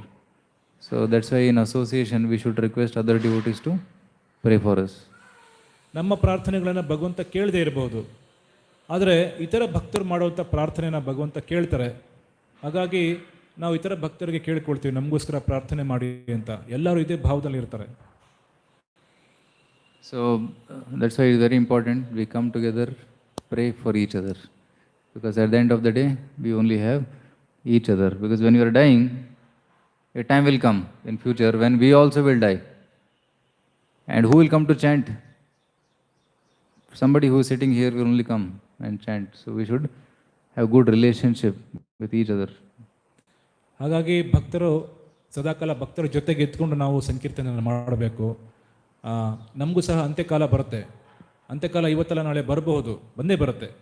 ಬಂದಾಗ ನಮಗೋಸ್ಕರ ಪ್ರಾರ್ಥನೆ ಮಾಡೋದು ಯಾರು, ನಮಗೋಸ್ಕರ ಕೀರ್ತನೆ ಮಾಡೋದು ಯಾರು? ಇಲ್ಲಿರುವಂಥ ಭಕ್ತರು ಕೀರ್ತನೆ ಮಾಡ್ತಾರೆ ಆ ಸಂದರ್ಭದಲ್ಲಿ. ಹಾಗಾಗಿ ಭಕ್ತರ ಜೊತೆ ನಮ್ಮ ಸಂಬಂಧಗಳನ್ನು ಬಹಳ ಚೆನ್ನಾಗಿ ಜೋಪಾನವಾಗಿ ನಾವು ಕಾಪಾಡಿಕೊಳ್ಬೇಕು. See, Bhishmadev, when he was dying, all the sages from all over universe were present. Right? So they came to chant for him. Even Krishna came to chant for him. So we should develop such good relationships that when our death comes, all the devotees, they should be able to come and chant. ಇಲ್ಲಿ ಭೀಷ್ಮದೇವರು ದೇಹತ್ಯಾಗ ಮಾಡೋ ಸಂದರ್ಭದಲ್ಲಿ ಇಡೀ ವಿಶ್ವದಿಂದ ಎಲ್ಲ ಋಷಿಮುನಿಗಳು ಭಕ್ತರು ಯಾರ್ಯಾರಿದ್ರು ಎಲ್ಲರೂ ಅಲ್ಲಿ ಉಪಸ್ಥಿತ ಇದ್ದರು. ಅದೇ ರೀತಿ ನಾವು ಸಹ ದೇಹತ್ಯಾಗ ಮಾಡಬೇಕಾದ್ರೆ ಸ್ವಲ್ಪ ಜನ ಭಕ್ತರು ಬರಬೇಕು ಅಂದರೆ ನಾವು ಭಕ್ತರ ಒಂದು ಸಂಪರ್ಕವನ್ನು ಭಾಳ ಚೆನ್ನಾಗಿ ಸಂಬಂಧಗಳನ್ನು ಸ್ಥಾಪನೆ ಮಾಡಿಕೊಂಡು ಆ ಸಂಬಂಧಗಳಲ್ಲಿ ನಿಜವಾಗ್ಲೂ ಸತ್ವವನ್ನು ನಾವು ಇಟ್ಕೋಬೇಕು. Like few months back, one of the devotee in our congregation passed away. So he, Prasanna Prabhu, he was son of Murali Murari Prabhu, and when he was dying, he chanted name of Narsimha, Narsimha, Narsimha, Narsimha, Narsimha, Narsimha. That's how he left his body, and devotees are also there. His father, mother, they're all devotees. They were also chanting for him. So hearing the name of Lord, chanting the name of Lord, he left this world. So this we should aspire for. There's an ideal death for a devotee. ಪ್ರಭುಗಳ ಯಾತ್ರೆಯಲ್ಲಿ ಒಬ್ಬರು ಭಕ್ತರು ಅವರು ದೇಹತ್ಯಾಗ ಮಾಡಿದ್ರು ಇತ್ತೀಚೆಗೆ. ಅಲ್ಲಿ ಭಕ್ತರು ಬಹಳಷ್ಟು ಜನ ಇದ್ದರು. ಅವರು ನರಸಿಂಹ ನಾಮವನ್ನು ಜಪ ಮಾಡ್ತಾ ನರಸಿಂಹ ನರಸಿಂಹ ಅಂತೇಳಿ ಅವರು ಅಂತ್ಯಕಾಲದಲ್ಲಿ ನರಸಿಂಹ ನಾಮಸ್ತುತಿಯಿಂದ ದೇಹತ್ಯಾಗ ಮಾಡಿದರು. ಇದು ಬಹಳ ಅಪೇಕ್ಷೆ ಪಡುವಂಥದ್ದು. ಎಲ್ಲರಿಗೂ ಇಂಥ ಒಂದು ಸಂದರ್ಭ ಬರಬೇಕು, ಅಂತ್ಯಕಾಲದಲ್ಲಿ ಭಗವಂತನ ನಾಮಸ್ಮರಣೆ ಬರಬೇಕು ಅನ್ನೋದು ಬಹಳ ಆಶಾದಾಯಕ. And similarly, when other devotee is in need, we also should go and chant for them. ಅದೇ ರೀತಿ ಬೇರೆ ಭಕ್ತರು ಸಹ ಇಂಥ ಸಂದರ್ಭಕ್ಕೆ ಒಳಗಾದಾಗ ನಾವು ಯಾವುದೇ ಕೆಲಸ ಇದ್ರೂ ಸಹ ನಿಶ್ಚಿತವಾಗಿ ಅಲ್ಲಿ ಹೋಗಬೇಕು, ಭಗವಂತನ ನಾಮಸ್ಮರಣೆಯನ್ನು ಮಾಡಬೇಕು. So the sages chanted mantras and then they departed. Then Yudhishthir goes to his palace. Tato Yudhishthiro gatva saha Krishno gajahvayam pitaram santvayam asa gandharyam cha tapasvinim. Thereafter Yudhishthira Maharaj at once went to his capital Hastinapura, accompanied by Lord Sri Krishna, and there he consoled his uncle and aunt Gandhari, who was an ascetic. ಮುಂದಿನ ಶ್ಲೋಕದಲ್ಲಿ ಹೇಳ್ತಾರೆ, ಆಮೇಲೆ ಯುಧಿಷ್ಠಿರ ಮಹಾರಾಜ ಕೃಷ್ಣನಿಂದ ಒಡಗೂಡಿ ತನ್ನ ರಾಜಧಾನಿಯಾದ ಹಸ್ತಿನಾಪುರಕ್ಕೆ ಕೂಡಲೇ ನಡೆದನು. ಅಲ್ಲಿ ಅವನು ತನ್ನ ದೊಡ್ಡಪ್ಪ ಮತ್ತು ತಪಸ್ವಿನಿಯಾದ ದೊಡ್ಡಮ್ಮ ಗಾಂಧಾರಿಯನ್ನು ಸಾಂತ್ವನಗೊಳಿಸಿದನು.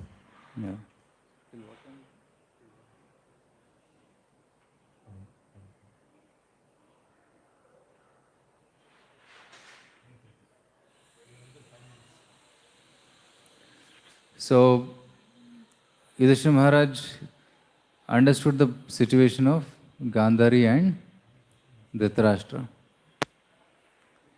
Gandhari and Dhritarashtra, they were also brought up by Bhishma Deva. Bhishma protected them.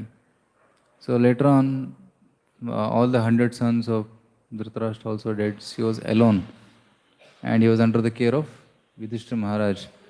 So Yudhishthira felt that my uncle, Dodappa, he will be pained on hearing this news of Bhishma's departure, so he went to pacify him. ಇಲ್ಲಿ ಕೌರವರು ತಂದೆ ತಾಯಿಯಾದಂತಹ ಗಾಂಧಾರಿ ಮತ್ತು ಧೃತರಾಷ್ಟ್ರ ಯಾರಿದ್ರು ಅವ್ರಿಗೆ ಬಹಳ ಯಾತನೆ ಆಗ್ತಾ ಇತ್ತು. ಅವರು ಒಂಟಿಯಾಗಿದ್ದರು. 100 ಜನ ಮಕ್ಕಳನ್ನ ಸಹ ಕಳ್ಕೊಂಡಿದ್ರು ಯುದ್ಧದಲ್ಲಿ. ಬಹಳ ಯಾತನೆಗೆ ಒಳಗಾಗಿ ಅವರು ಅರಮನೆಯಲ್ಲೇ ಇದ್ದರು. ಭೀಷ್ಮದೇವರು ದೇಹತ್ಯಾಗ ಮಾಡಿದ ನಂತರ ಅವ್ರಿಗೂ ಸಹ ಭಾಳ ದುಃಖ ಆಗಿರುತ್ತೆ ಅಂತ ಹೇಳಿ ಯುಧಿಷ್ಠಿರ್ ಮಹಾರಾಜ್ ಅವ್ರ ಹತ್ರ ಹೋಗಿ ಸಾಂತ್ವನಗೊಳಿಸ್ತಾರೆ. Similarly, when a person dies, the relatives will be in pain. So we should speak some words of console that will console them. So they become pacified. ಅದಾದ ನಂತರ ಬಹಳ ಪರಿಯಲ್ಲಿ ಅವ್ರಿಗೆ ಸಾಂತ್ವನಗೊಳಿಸೋದಕ್ಕೆ ಪ್ರಯತ್ನ ಮಾಡ್ತಾರೆ. ಅವ್ರಿಗೆ ಭಾಳ ದುಃಖ ಇತ್ತು. ಅಂತಿಮವಾಗಿ ಅವ್ರನ್ನ ಸಾಂತ್ವನಗೊಳಿಸೋದ್ರಲ್ಲಿ ಯಶಸ್ವಿ ಆಗ್ತಾರೆ. And Gandhari is called Tapaswini. Tapaswini. Why? Because Gandhari did tapasya whole life.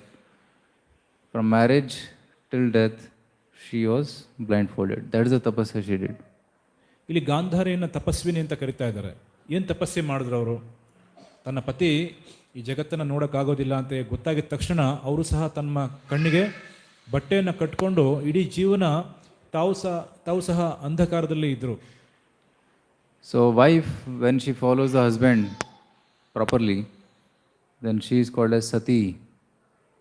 And she, because of her chastity, she becomes extremely powerful. ಯಾವಾಗ ಸಹಧರ್ಮಿಣಿಯಾದವಳು ಗಂಡನನ್ನು ಅನುಸರಣೆ ಮಾಡಿ ಅವರ ರಕ್ಷಣೆಯಲ್ಲಿ ಇರ್ತಾರೆ ಮತ್ತು ಅಷ್ಟು ಪತಿವ್ರತೆ ಆಗಿರ್ತಾರೆ, ಆಗ ಅವರಲ್ಲಿ ಅವ್ರನ್ನ ಸತಿ ಅಂತ ಕರೀತಾರೆ. ಅಷ್ಟು ಅವರ ಒಂದು ಪಾತಿವ್ರತ್ಯದಿಂದ ಅವ್ರಿಗೆ ಶಕ್ತಿ ಸಂಪ್ರಾಪ್ತಿ ಆಗುತ್ತೆ. Like we see Gandhari, she made Duryodhana's body steel framed by her tapobala. Gandhari ದುರ್ಯೋಧನನ ವಜ್ರಕಾಯ ದೇಹವಾಗಿ ಪರಿವರ್ತನೆ ಮಾಡಿಬಿಟ್ಟಿದ್ರು. So Gandhari and Dhritarashtra were pacified, and then Pitra Janumato Raja Vasudevānumoditah Chakara Rajyam Dharmena Pitra Pitamaham Vibhu. After this, the great religious king Maharaj Yudhishthir executed the royal power in his kingdom strictly according to the codes and royal principles approved by his uncle and confirmed by Lord Sri Krishna. ಅದಾದ ನಂತರ 49ನೇ ಶ್ಲೋಕದಲ್ಲಿ ಹೇಳ್ತಾ ಇದ್ದಾರೆ, ಕೊನೆ ಶ್ಲೋಕದಲ್ಲಿ, ಆ ಬಳಿಕ ಮಹಾ ಧರ್ಮಿಷ್ಠನಾದ ಯುಧಿಷ್ಠಿರ ಮಹಾರಾಜ ತನ್ನ ದೊಡ್ಡಪ್ಪನಿಂದ ಅನುಮೋದಿತವಾದ ಮತ್ತು ಭಗವಾನ್ ಶ್ರೀ ಕೃಷ್ಣನಿಂದ ದೃಢೀಕರಿಸಲ್ಪಟ್ಟ ರಾಜ ಧರ್ಮಗಳಿಗೆ ಅನುಸಾರವಾಗಿ ಕಟ್ಟುನಿಟ್ಟಾಗಿ ರಾಜ್ಯ ಪರಿಪಾಲನೆ ಮಾಡಿದನು. Pitra Chanumato Vasudeva Anumoditaha. Pitra means Dhritarashtra and Vasudeva means Krishna. So according to the direction given by Dhritarashtra and Krishna, he ruled the kingdom dharmena according to the dharma. ಇಲ್ಲಿ ತಮ್ಮ ದೊಡ್ಡಪ್ಪನಾದಂತಹ ಧೃತರಾಷ್ಟ್ರ ಮತ್ತು ಭಗವಂತ ಸ್ವಯಂ ಅಲ್ಲಿದ್ದರು. ಅವರ ಒಂದು ಮಾರ್ಗದರ್ಶನವನ್ನು ಪಡ್ಕೊಂಡು ಧರ್ಮಪೂರ್ವಕವಾಗಿ ಧರ್ಮದ ಎಲ್ಲ ತತ್ವಗಳನ್ನು ಅನುಸರಣೆ ಮಾಡ್ತಾ ಯುಧಿಷ್ಠಿರ್ ಮಹಾರಾಜರು ಮುಂದೆ ರಾಜ್ಯಭಾರವನ್ನು ನಡೆಸ್ತಾರೆ. So the king should lead the kingdom according to dharma, not according to his own speculation. He should follow the Shastras and the Brahmanas. And Yudhishthira Maharaj was an ideal king in that regard. ರಾಜ ಆಗಿರೋನು ಧರ್ಮ ತತ್ವಗಳಿಗೆ ಅನುಗುಣವಾಗಿ ಶಾಸ್ತ್ರಗಳಿಗೆ ವಿಧಿ ನಿಯಮ ಅನುಸರಣೆ ಮಾಡ್ತಾ ರಾಜ್ಯಭಾರವನ್ನು ನಡೆಸಬೇಕೆ ಹೊರತು ತಮ್ಮ ಮನೋಕಲ್ಪಿತವಾದಂಥ ಧರ್ಮದಿಂದ ಅಲ್ಲ.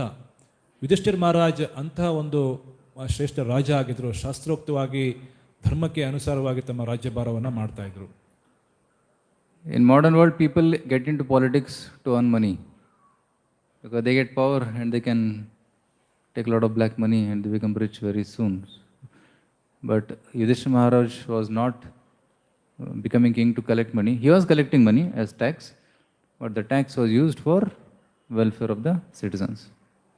ಇಲ್ಲಿ ಆಧುನಿಕ ಜಗತ್ತಲ್ಲಿ ನಾವು ನೋಡ್ಬೋದು, ಇಲ್ಲಿ ರಾಜ್ಯಭಾರ ಮಾಡ್ತಾ ಇದ್ದಾರೆ, ಒಂದು ಪಾಲಿಟಿಕ್ಸ್ ಇದೆ.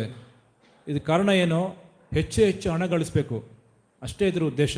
ಆದರೆ ಇಲ್ಲಿ ಯುಧಿಷ್ಠಿರ ಮಹಾರಾಜರ ಒಂದು ರಾಜ್ಯಾಡಳಿತ ಆ ಥರ ಇರಲಿಲ್ಲ. ಅಲ್ಲಿ ಏನಿತ್ತು ಮುಖ್ಯವಾಗಿ ಅಂದರೆ ಧರ್ಮವನ್ನು ಎತ್ತಿ ನಿಲ್ಲುವಂಥ ಒಂದು ಪ್ರಯತ್ನ ಯಾವಾಗಲೂ ನಡೆದಿತ್ತು.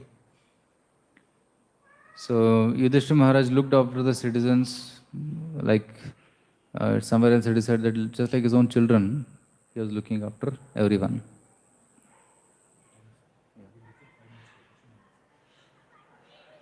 ಅದೇ ರೀತಿ ಯುಧಿಷ್ಠಿರ ಮಹಾರಾಜ್ ತಮ್ಮ ಸ್ವಂತ ಮಕ್ಕಳು ಹಾಗೆ ಪ್ರಜೆಗಳನ್ನು ಕಾಪಾಡಿದ್ರು. ಅವರ ಆಧ್ಯಾತ್ಮಿಕ ಧಾರ್ಮಿಕ ಬೆಳವಣಿಗೆಗೋಸ್ಕರ ಸತತವಾಗಿ ಅವರು ಎಲ್ಲ ಪ್ರಯತ್ನಗಳನ್ನು ಮಾಡ್ತಾಯಿದ್ರು. Yeah. So we should also have a king like Yudhishthira Maharaj who can uphold dharma and subdue adharma. ಅದೇ ರೀತಿ ನಮಗೂ ಸಹ ಯುಧಿಷ್ಠಿರ ಮಹಾರಾಜ್ ಥರ ಒಬ್ಬ ರಾಜಕಾರಣಿ ಬೇಕು, ದೇಶ ನಡೆಸುವಂಥವ್ರು ಬೇಕು. ಯಾರು ಧರ್ಮವನ್ನು ಎತ್ತಿ ಹಿಡಿತಾರೋ ಅಂಥವ್ರು ನಮಗೆ ಬೇಕಾಗಿದ್ದಾರೆ. So these are some of the points which you can learn from this chapter about Bhishma's death and how to deal with our own death, and also how the devotees carry the Lord within the heart and how to rule the kingdom. So these are some of the points which we discussed today. ಈ ದಿನ ಭೀಷ್ಮರ ದೇಹತ್ಯಾಗ ಅನ್ನೋ ಅಧ್ಯಾಯದಿಂದ ಹೇಗೆ ಭೀಷ್ಮ ದೇವರು ದೇಹತ್ಯಾಗ ಮಾಡಿದ್ರು, ಹೇಗೆ ಎಲ್ಲ ಭಕ್ತರು ಭಗವಂತನ ಧಾರಣೆ ಮಾಡಿಕೊಂಡು ತಮ್ಮ ಹೃದಯದಲ್ಲಿ ತಮ್ಮ ಮನೆಗಳಿಗೆ ತೆರಳಿದ್ರು, ಹೇಗೆ ನಮ್ಮ ಒಂದು ಅಂತ್ಯಕಾಲದಲ್ಲಿ ಸಹ ನಮ್ಮ ಪ್ರಜ್ಞೆ ಇರಬೇಕು ಅನ್ನೋದು, ಇದೆಲ್ಲವನ್ನು ನಾವು ಬಹಳ ಸಂಕ್ಷಿಪ್ತವಾಗಿ ಬಹಳ ಚೆನ್ನಾಗಿ ಪ್ರಭುಗಳು ನಮಗೆ ತಿಳಿಸ್ಕೊಟ್ಟಿದ್ದಾರೆ. ಏನಾದರೂ ಪ್ರಶ್ನೆ ಇದ್ದರೆ ನೀವು ಕೇಳ್ಬೋದು ಪ್ರಭುಗಳಿಗೆ. If you have any question or comments you can come up with. S.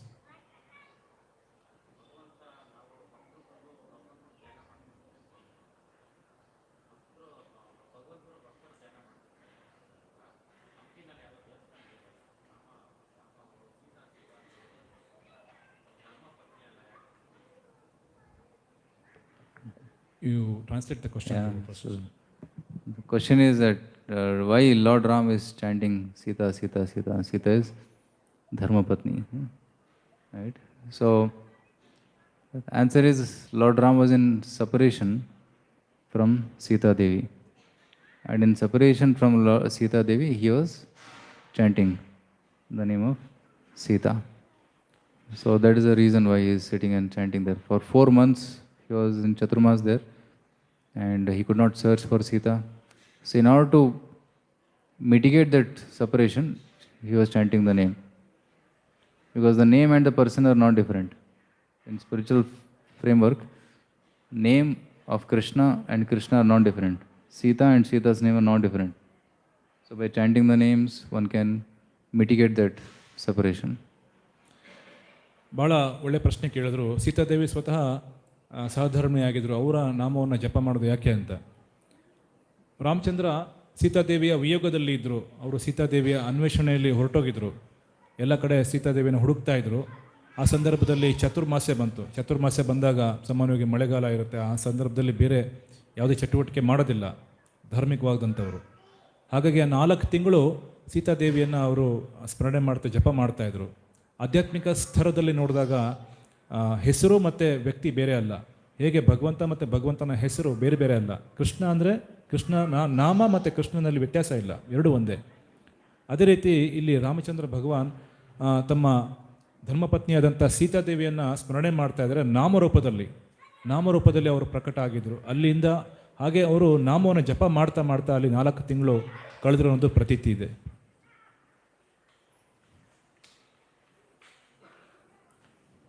ಇನ್ನೇನಾದರೂ ಪ್ರಶ್ನೆ ಇದೆಯಾ ಯಾರಿಗಾದರೂ?